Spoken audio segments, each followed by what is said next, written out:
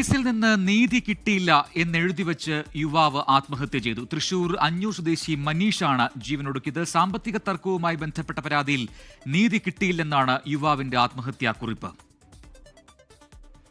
റിലേറ്റീവിന്റെ തന്നെ ഒരു വണ്ടി അവന്റെ ഒരു ഫ്രണ്ടിന്റെ പക്കല് പണയം വയ്ക്കാൻ കൊടുത്തതാണ്. മനീഷ് കൊടുക്കാന്ന് പറഞ്ഞിട്ടുള്ള പൈസ മനീഷ് കൊടുക്കുകയും ഈ മുരളി എന്ന് പറഞ്ഞിട്ടുള്ള ആള് ആ പൈസ കൊടുക്കാതിരിക്കുകയാണ് ചെയ്തിട്ടുള്ളത്.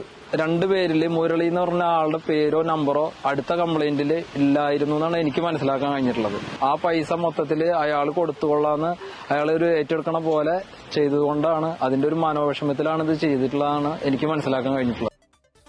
സൂരജ് സജി തൃശ്ശൂരിൽ നിന്ന് ചേരുന്ന കൂടുതൽ വിവരങ്ങളുമായി. സൂരജ്, ആത്മഹത്യാക്കുറിപ്പാണ്, അതുകൊണ്ട് തന്നെ ഗൗരവ സ്വഭാവമുണ്ട്. പോലീസാണ് പ്രതിസ്ഥാനത്തുള്ളത്. നീതി കിട്ടിയില്ല പോലീസിന്റെ ഭാഗത്തുനിന്ന് പറഞ്ഞാണ് ഈ ആത്മഹത്യ ചെയ്തിരിക്കുന്നത് ഇയാൾ. എന്താണ് ഇതിനിടയാക്കിയ ഈ കേസ്? എന്താണ് ഈ സാമ്പത്തിക തർക്കം? അതിൽ പോലീസിന്റെ ഭാഗത്തുനിന്ന് വന്ന വീഴ്ച എന്താണെന്നാണ് മനസ്സിലാക്കാൻ കഴിയുന്നത്?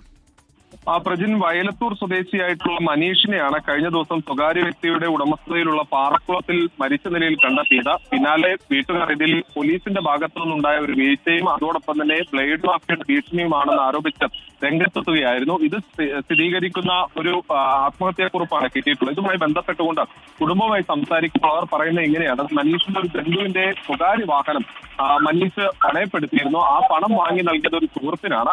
പക്ഷേ ഇത് സംബന്ധിച്ചൊരു പരാതി വരുന്നു. പരാതി പരിഗണിക്കുന്ന സമയത്ത് പോലീസ് ആകട്ടെ ഇതിന്റെ മുഴുവൻ ബാധ്യതയും മനീഷിന്റെ തലയിൽ കെട്ടിവെക്കാൻ ശ്രമിച്ചു എന്നുള്ളതാണ് മനീഷിന്റെ കുടുംബം ആരോപിക്കുന്നത്. അങ്ങനെ ഈ പണം മുഴുവൻ താൻ നൽകിക്കോളാം എന്ന് പറഞ്ഞുകൊണ്ട് മനീഷ് ഈ പോലീസ് സ്റ്റേഷനിൽ വെച്ച് ഈ ബാധ്യത ഏറ്റെടുക്കുകയും ചെയ്തു. ഒപ്പം ഉണ്ടായിരുന്ന ആളെ സൂരജ് സജിയാണ് തൃശ്ശൂരിൽ നിന്നും വിശദാംശങ്ങൾ നൽകിയത്.